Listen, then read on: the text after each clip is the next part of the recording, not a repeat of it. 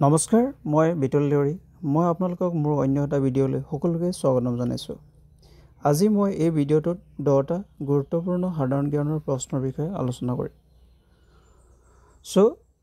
আজি সাধাৰণ জ্ঞানৰ প্ৰশ্ন নম্বৰ 1। ফাৰ্ষ্ট কুৱেশ্যন, হেমকোকৰ প্ৰণেতা কোন? অপশ্যন এত দিয়া আছে ইয়াত হেমচন্দ্ৰ বৰুৱা, অপশ্যন বিত দিয়া আছে হেমচন্দ্ৰ গোস্বামী, অপশ্যন চিত দিয়া আছে নৱকান্ত বৰুৱা আৰু অপশ্যন ডিত দিয়া আছে হোমেন বৰগোহাঁই।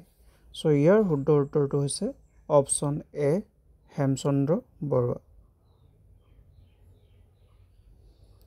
নেক্সট প্ৰশ্ন, বেদনাৰ উল্কা গ্ৰন্থখনৰ গ্ৰন্থকাৰ কোন? অপশ্যন এত দিয়া আছে অম্বিকাগিৰি ৰায়চৌধুৰী, অপশ্যন বিত দিয়া আছে লীলা গগৈ, অপশ্যন চিত দিয়া আছে মুনীন বৰকটকী, অপশ্যন ডিত দিয়া আছে পদ্মেধৰ চলিহা। ইয়াৰ শুদ্ধ উত্তৰটো হৈছে option A Ambikagiri Raichoudhury. Next প্ৰশ্ন, আধা লেখা দস্তাবেজ গ্ৰন্থখনৰ গ্ৰন্থকাৰ কোন? অপশ্যন এত দিয়া আছে মামণি ৰয়ছম গোস্বামী, অপশ্যন বিত দিয়া আছে বীৰেন্দ্ৰ কুমাৰ ভট্টাচাৰ্য, অপশ্যন চিত দিয়া আছে নগেন শইকীয়া আৰু অপশ্যন ডিত দিয়া আছে হেম বৰুৱা।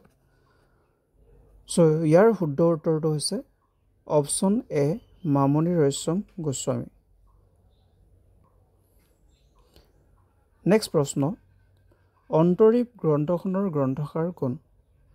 অপশ্যন এত দিয়া আছে নিৰুপমা বৰগোহাঁই, অপশ্যন বিত দিয়া আছে ভৱেন্দ্ৰনাথ শইকীয়া, অপশ্যন চিত দিয়া আছে হলিৰাম ডেকা আৰু অপশ্যন ডিত দিয়া আছে লীনা শৰ্মা।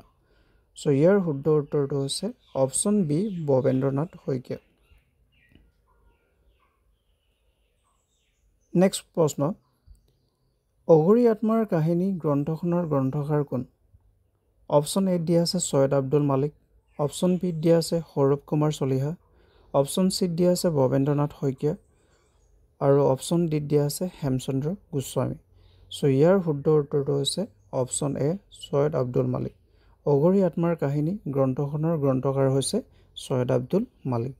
ই এটা খুবেই ইম্পৰ্টেণ্ট কুৱেশ্যন। নেক্সট প্ৰশ্ন,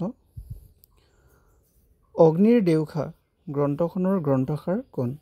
অপশ্যন এত দিয়া আছে বেণুধৰ শৰ্মা, অপশ্যন বিত দিয়া আছে সুৰেশ শৰ্মা, অপশ্যন চিত দিয়া আছে হেমচন্দ্ৰ গোস্বামী আৰু অপশ্যন ডিত দিয়া আছে হেম বৰুৱা। ইয়াৰ শুদ্ধ উত্তৰটো হৈছে আমাৰ অপশ্যন বি সুৰেশ শৰ্মা।